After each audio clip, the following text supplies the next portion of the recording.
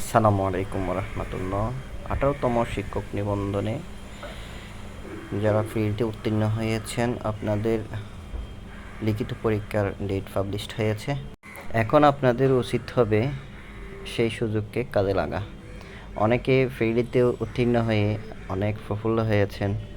আসলে ফেইলি কোনো ফ্যাক্ট না, মেন হচ্ছে লিখিত। আপনার জব হবে লিখিতের উপর ভিত্তি করে।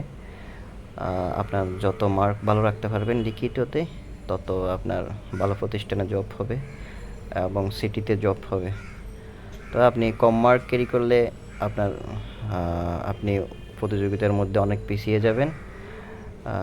যেহেতু সামনে বিশাল একটা সুযোগ আছে, আপনারা ভালো করে প্রিপারেশন নেন।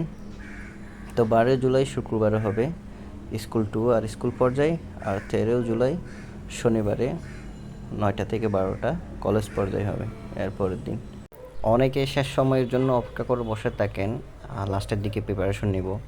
আসলে প্রথম দিক থেকে প্রিপারেশন নিলে আপনি যে ভালো করতে পারবেন, লাস্টের দিকে হলে সবগুলো রিভিশন দেওয়া, সেভাবে করে একটা চাকরির পরীক্ষা মানে হচ্ছে ভিন্ন টাইপের হতে হবে। আপনার একাডেমিকের চেয়ে এখানে ভিন্ন, আপনার ভিন্ন কিছু দেখাতে হবে।